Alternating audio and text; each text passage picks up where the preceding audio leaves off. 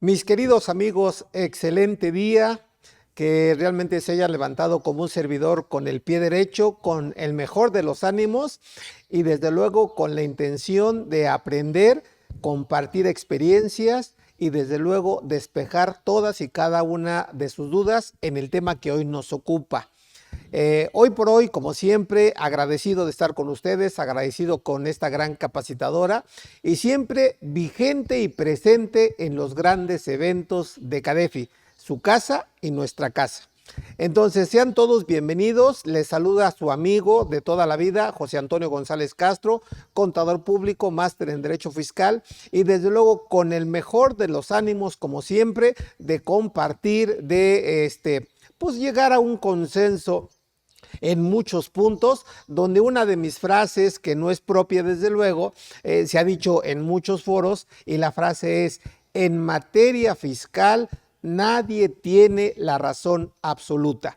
Y lo menciono porque realmente entre más se va metiendo uno a las situaciones, al trabajo, hoy por hoy al tema de declaraciones, pues desde luego hay un aprendizaje y el aprendizaje hay que capitalizarlo. De ahí una forma de aprender, ya lo hemos platicado, es que ustedes vayan creando su propio conocimiento, porque desde luego todo lo que podamos ver no lo vamos a aplicar al día con día. Prueba de ello son las declaraciones que pues nada más las realizamos cada año.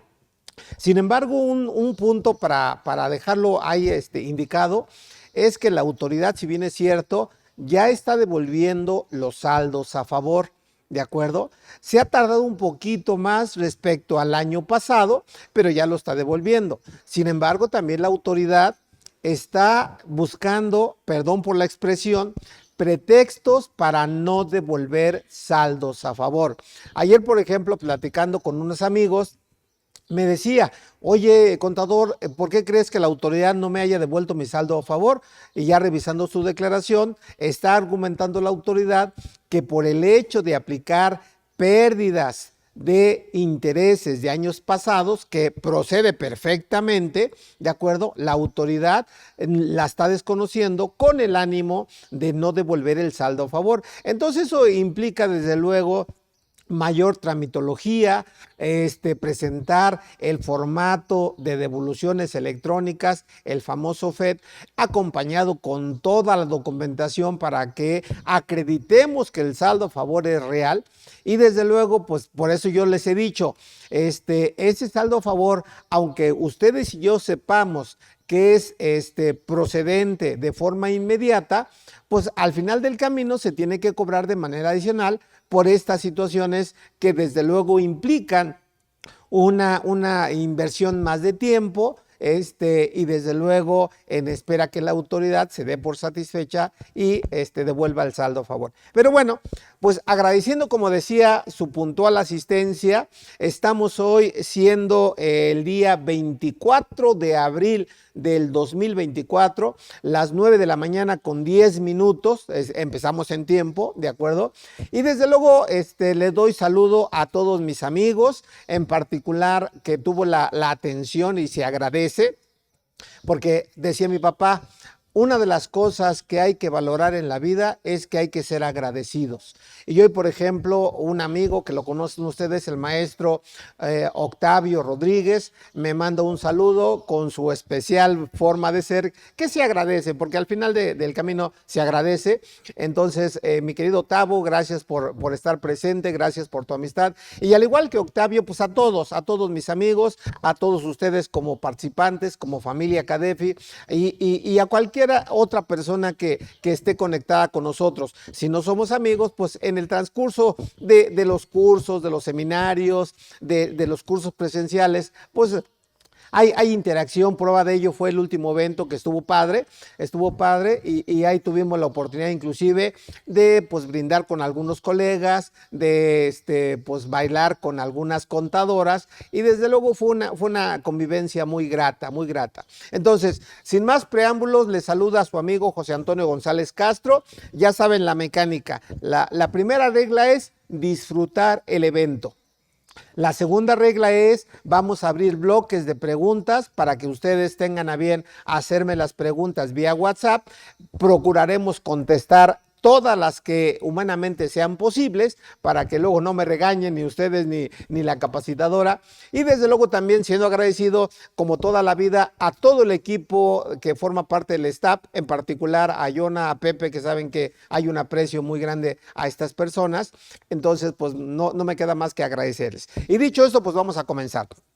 En su pantalla va a aparecer precisamente el nombre del tema de hoy que me sugirieron la capacitadora, porque se han dado muchas situaciones de salida del reciclo. Entonces el tema se llama la defensa por salida de reciclo, en donde quiero apuntar lo siguiente, amigos. Como ustedes sabrán, pues mi persona, mi formación profesional es contador público, desde luego con mucha experiencia, con una maestría en Derecho Fiscal, pero no tengo el perfil de ser abogado. Sin embargo, le entiendo, comprendo las leyes, entonces yo voy a dar mis puntos de vista por aquellas situaciones que sí puedan estar en reciclo y aquellos contribuyentes que definitivamente nunca han estado en reciclo, o mejor dicho, tributan en reciclo sin ser reciclos, ¿de acuerdo? Les voy a dar lo que dice el código, algunas disposiciones misceláneas, lo que dice la Constitución, que yo, por ejemplo, no hace mucho decía en su momento, y hoy lo confirmo, porque he tenido a bien leer algunos amparos. Realmente es padrísimo la lectura, la comprensión y cómo se dirimen obviamente las situaciones ante los tribunales y analizar cómo se redacta y quién tiene la razón, destacando una frase muy de abogados que para una buena defensa la mejor recomendación es establecer con precisión la litis. Entonces vamos a hablar un poquito de todo eso, ¿de acuerdo? Desde luego, no quiero disculparme, pero pues no vamos a hacer escritos, no es el tema de hoy, ahí se lo dejamos ya a la parte jurídica, a la parte de los abogados, pero aún así, pues desde luego les voy a dar dónde sí podemos incidir, dónde no podemos hacer mención. Pero la idea es, y como primera recomendación es, que tributemos en el régimen que de acuerdo a nuestra actividad corresponda de acuerdo al texto de ley. Dicho eso, pues la idea es disfrutar el evento, que manden sus preguntas y desde luego yo les daré, de ser posible con el fundamento en mano, todos los puntos de vista de mi persona, de mi experiencia y lo más importante, ¿cuál es el criterio de la autoridad? Porque una cosa es el deber ser y otra cosa es el ser. Y me recuerda que ayer inclusive también lo platicamos en un foro que estuvimos, decíamos, oye, mucha gente se amparó y hubo muchísimos amparos en materia de la vigencia de la contabilidad electrónica. Inclusive yo di un curso no hace mucho, mi amigo también que le mando saludos, Juan Carlos, que ayer tuvo a bien estar con un servidor y apoyarme en algunas actividades, le mando un saludo a mi querido Charlie, sabe que se le quiere, le decía, mira mi amigo, porque salió el tema, le digo, mira, la contabilidad electrónica, muchos argumentaban que era inconstitucional, se ampararon. La mayoría de los amparos, por no decir todos, se vinieron a la Ciudad de México y prácticamente todos se perdieron. ¿Por qué razón? Porque ya había una línea del gobierno federal y de hecho me recuerda también modificaciones y precisiones de la Suprema Corte de Justicia de la Nación, donde de manera general decía la contabilidad electrónica por un lado, la firma electrónica por otro lado, las revisiones electrónicas por otro lado, hablando un poquito de las tecnologías de información y comunicación, las famosas TIC, ¿de acuerdo? Son conceptos constitucionales. Entonces, por eso decía el comentario previo de que una cosa es el deber ser, lo que dice la ley de renta, lo que dice el código, lo que dice la Constitución, lo que dice el Código de Procedimientos, entre otras disposiciones, y otra cosa muy diferente es lo que diga la autoridad o la postura de la autoridad. Ayer inclusive al respecto decía el contador Contado, que también ha estado en muchas ocasiones aquí con nosotros compartiendo su experiencia, que también le mandamos saludos, decía: hoy yo tengo algunas aclaraciones, algunos juicios en trámite con la autoridad. Mencionaba un número, no, se me escapa de la mente, y decía: prácticamente todos han salido de forma negativa. ¿De acuerdo? Insisto, porque la postura de la autoridad es que el contribuyente esté en el régimen que la autoridad quiere. ¿Y cuál es la intención? Pues desde luego tener más o incremento a la recaudación.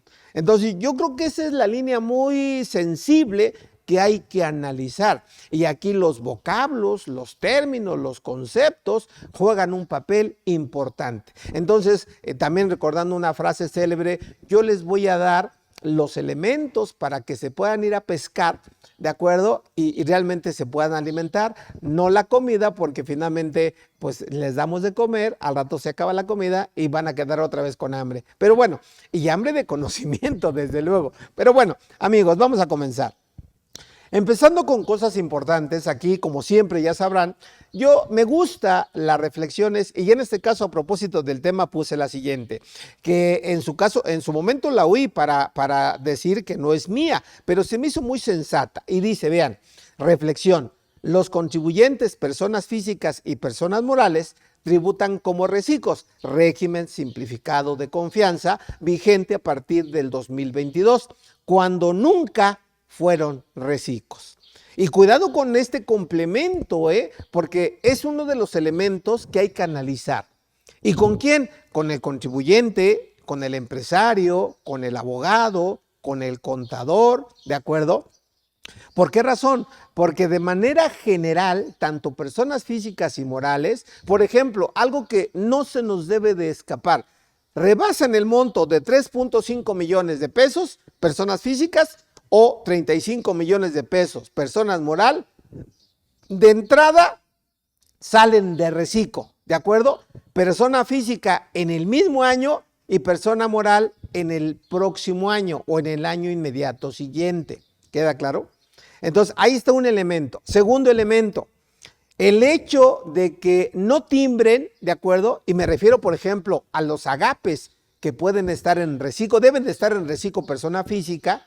El hecho de que no timbren también es una causal para que la autoridad lo saque de reciclo y desde luego pierdan el ingreso exento, que son los 900,000, ¿de acuerdo? Tercer punto, que se da mucho en personas físicas, que no tengan habilitado su buzón tributario. ¿Me explicó? Que, por ejemplo, que no cuenten con la firma electrónica. Entonces ahí está otro supuesto para la salida de reciclo. Y uno más, cuando son incumplidos, ¿de acuerdo? O cuando son omisos. Me refiero, por ejemplo, ahorita, insisto, y no es que quiera regresarme al tema del anual, pero el hecho de no presentar la declaración anual en reciclos es una causal para salir del régimen. Entonces, mucha gente dice, argumentando ignorancia supina: yo soy cumplido, pero no tengo dinero y no he presentado las declaraciones. ¿Y por qué la autoridad me saca de reciclo? ¿Me explicó? Yo no soy contador y no he tramitado mi buzón tributario. ¿Y por qué me sacan de reciclo? ¿Me explicó? Y así podría irme. Pues hay una máxima que dice, y espero que la tomen en cuenta, que inclusive uno de los elementos para la defensa, ¿de acuerdo?, es atraer entre muchas circunstancias los principios generales de derecho. Y a propósito de lo que estoy diciendo ahorita, hay un principio que dice: el desconocimiento de la ley no te exime de su aplicación. Entonces, ¿cuál es también una línea, una postura de un servidor? Que una cosa es que queramos defendernos, ¿de acuerdo?, porque a la autoridad nos sacó de reciclo, ¿de acuerdo? Pero no hay que perder de vista que en este orden de ideas, en estos primeros comentarios, pues la ley tiene la razón. Dejaría de ser reciclo por las causales que yo estoy comentando. ¿Sí me explicó? Diferente sería, oye, por alguna situación que se me escapó de las manos, ¿de acuerdo?, que por imprudencia, por descuido, por negligencia, etcétera, etcétera, se me pasó algo y eso provocó mi salida de reciclo, bueno, pues a lo mejor hay una línea para defenderte, pero ¿cuál es el punto? Establecer los agravios. Entonces, simplemente como preámbulo, como introducción, vayan considerando eso, mis amigos, porque también hay que aclararlo, ¿eh?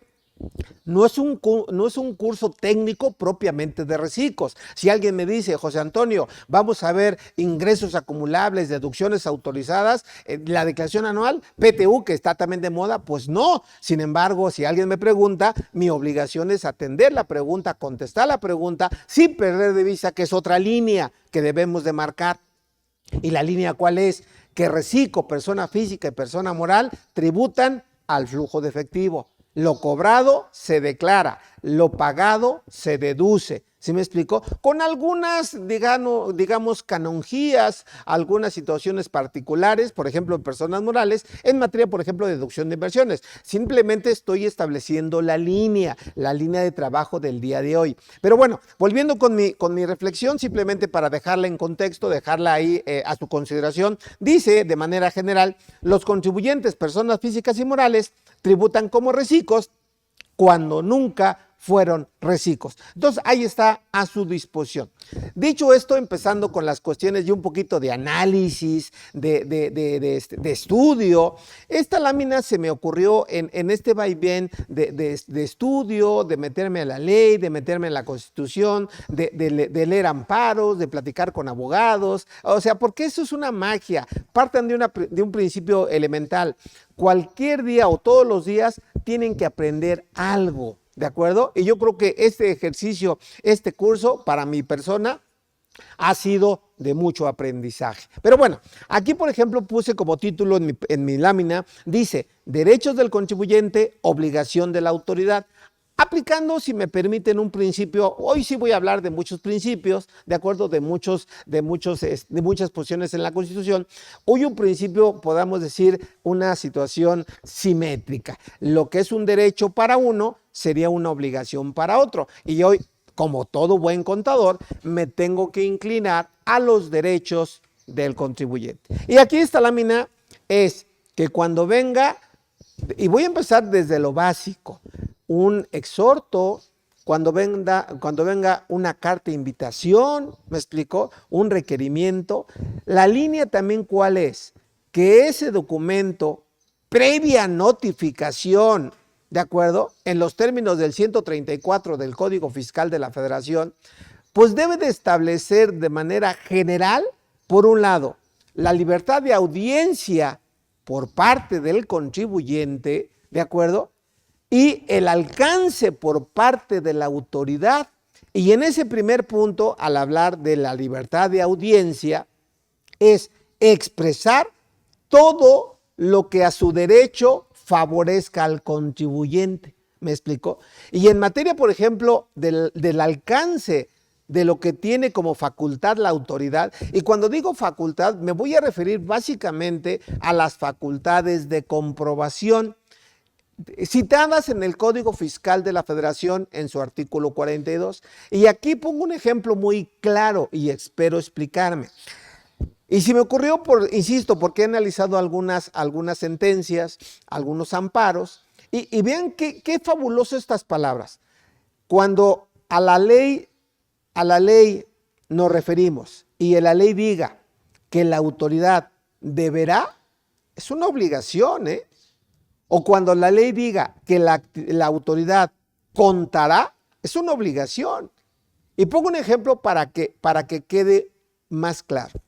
Hoy uno de los argumentos que me hicieron favor de compartirme algunos amigos abogados, me decían cómo yo le gané a la autoridad apreciando estos vocablos, en particular el último. La autoridad contará. Y me refiero a, por un lado, a las facultades de comprobación, en particular artículo 42, fracción 9, si la memoria no me traiciona, donde hablamos de una revisión electrónica, que la idea es no revisar toda la empresa, sino solamente algunos conceptos, algunos rubros en particular, y eso obviamente adelgaza los gastos por parte de la autoridad, tiene mejores resultados, ¿de acuerdo? Y el artículo 53A, insisto, si la memoria no me falla, ¿de acuerdo? Dice que en materia de revisiones electrónicas, la autoridad, escuchen esto, contará, subrayo el término, el vocablo, con 40 días para dictar su resolución. Aunque el último párrafo de ese artículo dice que el término de la revisión electrónica son 6 meses. Entonces, si alguien, por ejemplo, no está muy versado en el tema, por eso decía, mi perfil es contador, no abogado. Pero al dirimir todo esto, la autoridad en su postura argumenta que están los tiempos porque el plazo máximo para concluir la revisión electrónica, en mi ejemplo, son 6 meses. Sin embargo, la disposición particular en materia de que la autoridad debe contar con un plazo máximo de 40 días para pronunciar su sentencia, ¿de acuerdo? Aunque no lleguemos a los 6 meses, es el caso sine qua non en donde ese argumento, entre otros, fue la base para ganar ese amparo.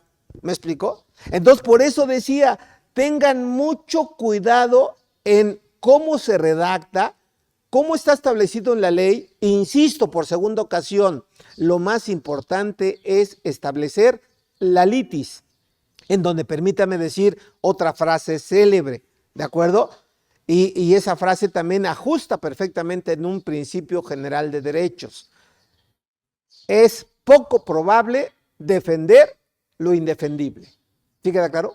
Por eso, a nivel internacional me recuerda mucho, inclusive alguna postura de la OCDE a partir del 2015, ¿de acuerdo? Donde se entró en vigencia plena el concepto que muchos ubicamos como BEPS, erosión de la base imponible y traslado de beneficio fiscal, donde muchos de los argumentos que se vertían en su momento decía, hay estados, hablando de países que en materia internacional se les hace saber o conocer como estados, en donde uno de los elementos que se atacaron en su oportunidad es el abuso del derecho. Entonces, simplemente la línea es muy delgadita. Por un lado, la litis, por otro lado, el agravio, por otro lado, derechos, por otro lado, obligaciones, pero sin caer en el abuso del derecho. Repito, son comentarios personales. No quiero entrar en debate, no quiero decir que yo soy el experto en materia de defensa, porque insisto, mi perfil es ser contador, más no abogado. Pero bueno, entonces ahí está esta primera lámina. Bueno, y hablando de principios, algo que también les va a ayudar mucho, amigos, ¿de acuerdo? Que esta primera parte del curso así me gustó para que realmente les diera elementos de defensa. Hablando de principios, uno de los principios fundamentales que todo buen abogado debe de establecer en sus medios de defensa no es más que 2 artículos que ya hasta lo sabemos de memoria. Artículo 1 de la Constitución y artículo 16 constitucional. ¿Y de qué habla? Principio de seguridad jurídica. Sin embargo, en materia, por ejemplo, de amparo, el concepto es un tanto más amplio. Inclusive, yo lo extraje directamente de algunos amparos que se han ganado por algunos despachos reconocidos, ¿de acuerdo? Que el concepto en general dice lo siguiente: principio constitucional, seguridad jurídica, de la mano con la interpretación más favorable. ¿Sí me expliqué? Entonces, y ahí tiene como fundamento esos 2 artículos que ya mencioné, ¿de acuerdo? Artículo 1 y artículo 16 de la Constitución. Hablando de eso, esta lámina ya de manera puntual, artículo 16 de la Constitución, que ya lo sabemos mucho, primer párrafo dice, vean, que inclusive son de los elementos que uno debe de poner siempre, siempre, siempre en un medio de defensa. Y dice, nadie puede ser molestado en su persona, familia, domicilio, papeles o posesiones, sino en virtud de un mandamiento por escrito de la autoridad competente en el que funde y motive la causa legal del procedimiento. Miren, yo creo que si nos abocaríamos al estudio, esta primera frase o este principio constitucional llamado de seguridad jurídica, hay tesis, hay mucha información al respecto. Es más, yo lo pongo inclusive a su consideración. Simplemente, amigos, busquen lo concerniente a fundamentación y motivación.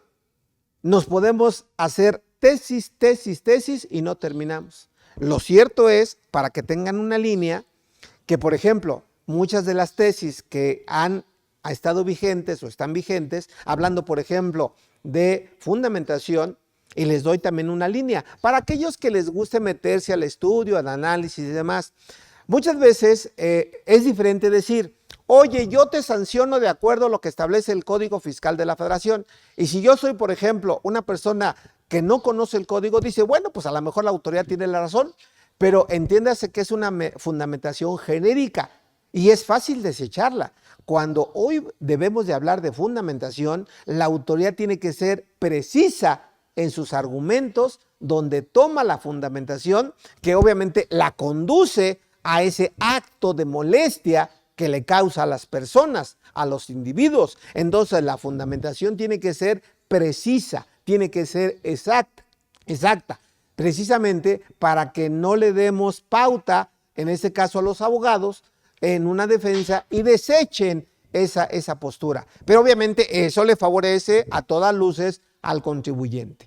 Y yo, inclusive, déjenme también ser franco, hablando con conocidos, amigos que han trabajado y trabajan en el SAT, me han dicho, uno de los puntos en donde es muy factible que la autoridad pueda tener imprecisiones, para no hablar conceptos más fuertes, es que no tiene la precisión de poner de manera muy clara el por qué se está fundando, ¿de acuerdo? Correctamente, pero lo más importante, la motivación. Y la motivación es precisamente el por qué me está requiriendo a mí. Alguien decía, con cierta lógica, oye, autoridad, mira, yo me dedico a vender plumas, ¿de acuerdo? Y mi vecino que está enfrente se dedica a lo mismo, a vender plumas. Yo soy régimen general de ley, mi vecino también. ¿Me explico? Entonces, yo soy persona moral y mi vecino también. Entonces, como que estaban en una igualdad. Y dice, sin embargo, tu autoridad vienes y me ocasionas actos de molestia a mí. Entonces yo pregunto, ¿y por qué? Bajo un concepto de igualdad, porque de hecho hay otro principio básico que dice, da trato igual a los iguales. ¿Sí me explicó? Entonces le decían a la autoridad, entonces ¿por qué tu autoridad vienes y me ocasiones actos de molestia a mí y por qué a mi vecino no? Digo, son comentarios a lo mejor de poco alcance, pero la idea es establecer obviamente el camino que van a seguir precisamente para que tengan una, no buena, excelente defensa frente a la autoridad. Entonces, ahí estamos, principio de seguridad jurídica, ¿de acuerdo? Bueno, haciendo un hincapié que a mí en particular me encanta mucho, y de hecho, si ustedes me han escuchado en mis cursos, yo soy muy dado a decir frases, a decir refranes, y desde luego a decir principios generales de derecho. Simplemente nada más como antecedente, esto encontramos su sustento en la Constitución.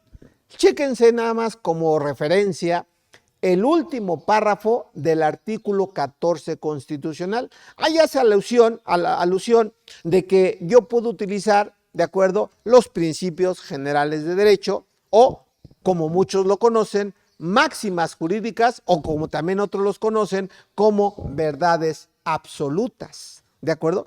Que eso me recuerda un principio que inclusive yo en lo personal lo he dicho, que dice lo siguiente, y siempre lo pongo cuando pongo, perdón por la redundancia, cuando cito mi índice en mis cursos. Y yo les digo siempre, mi índice es enunciativo, mas no limitativo. Y fíjense, yo lo he dicho últimamente en redes sociales, en cursos, lo siguiente, no tiene mucho que la autoridad sacó, mejor dicho, se emitió por parte de los jueces una jurisprudencia en donde esa jurisprudencia dice de manera central de que el arrendamiento de bienes inmuebles, aunque tenga una connotación eminentemente civil, si el arrendamiento tiene como fin la especulación mercantil, deja de ser un acto meramente civil y se convierte en un acto de comercio.